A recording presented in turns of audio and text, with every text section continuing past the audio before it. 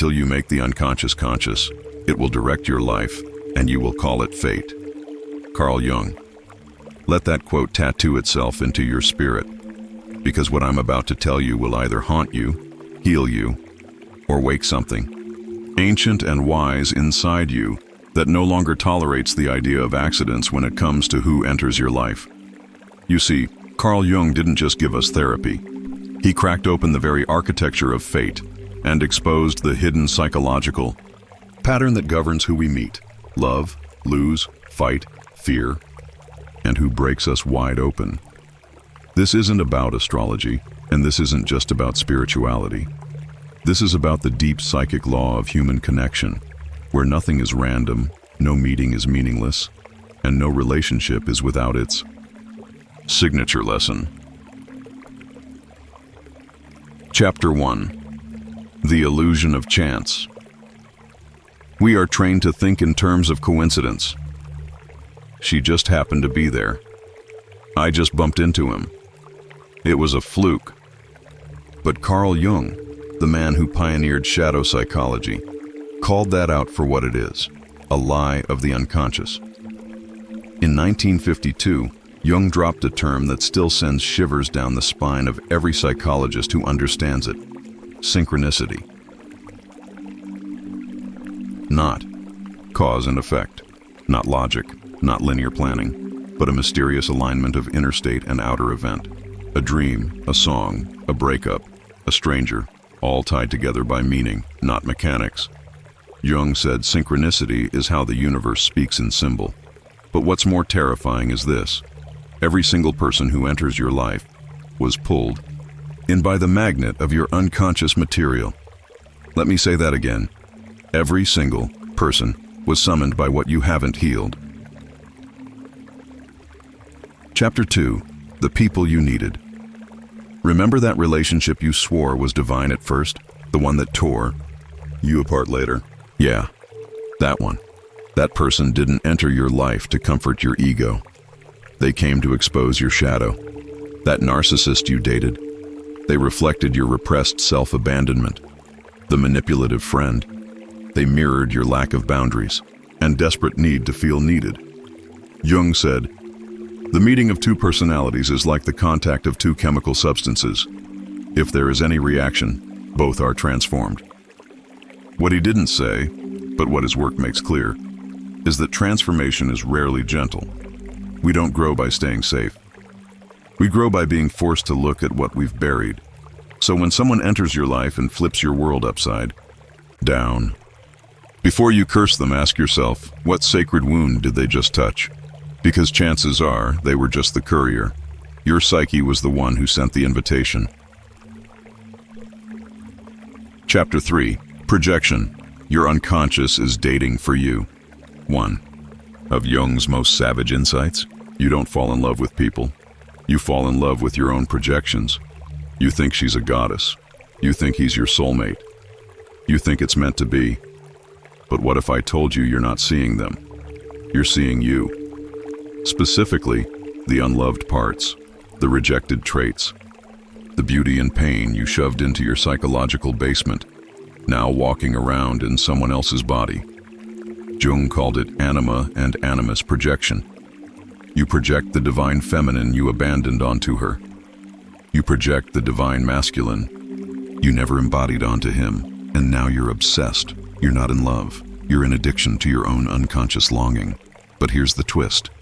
That projection, it's not evil. It's a map. It's showing you exactly what parts of you are still waiting to be reintegrated.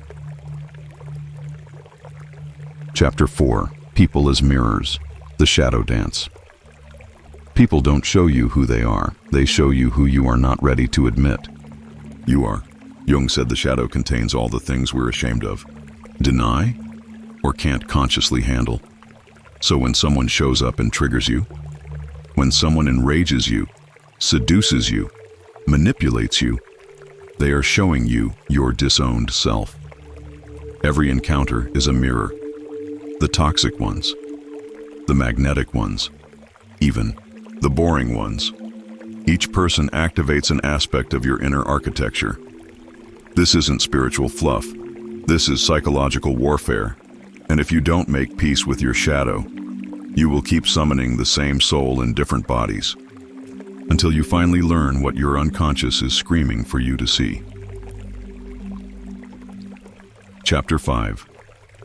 Soul Contracts and the Archetypes You're Repeating.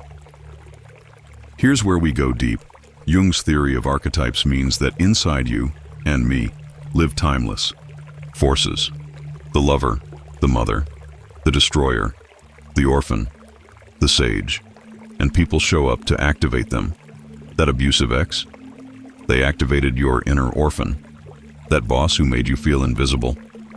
They triggered your inner child's abandonment wound. But it gets more mystical. Many believe we choose these encounters before birth. Soul contracts, lessons, timelines, karma.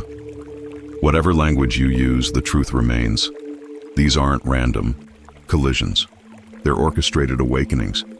Even the pain has precision. Even the betrayal had to happen for your evolution. Carl Jung understood this far before mainstream psychology caught on. You don't just meet people. You meet the version of yourself that you're ready to reclaim through them. Chapter 6. The pattern that keeps repeating until you break it. Ever noticed how the same kind of person keeps showing up?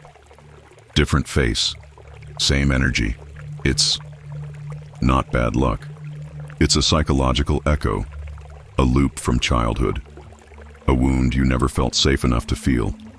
Jung said, "What you resist not only persists, but will grow in size." You attract what you haven't yet faced, and that's the gift inside the suffering. Your life isn't punishing you, it's trying to wake you up. You weren't meant to keep falling for emotionally unavailable people. You were meant to ask yourself, why am I still addicted to being unseen? You weren't meant to be betrayed again and again. You were meant to realize, I betrayed myself first by staying silent. These people are not villains, they are initiation points. Chapter 7. Awakening to the Design, Who You Meet After.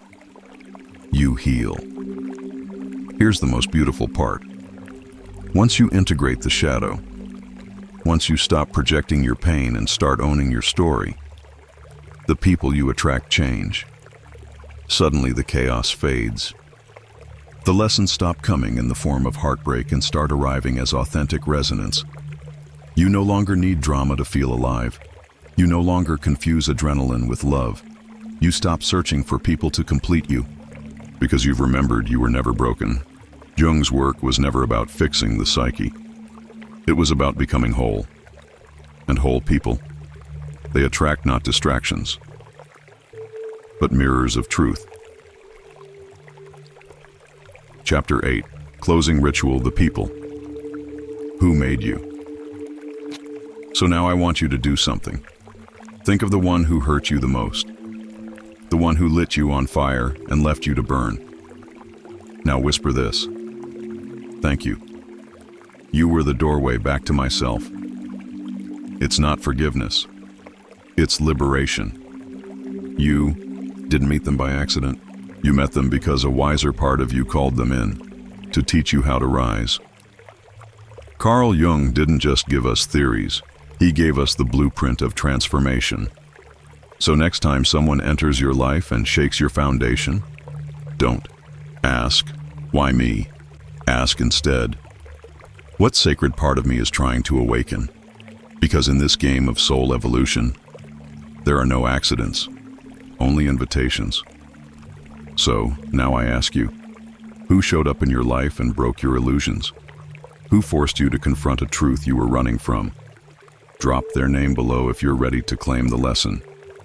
Not in bitterness, but in power, because once you see the pattern, you have the power to break it. And finally, attract people who aren't here to destroy you, but to reflect the truth of the healed you.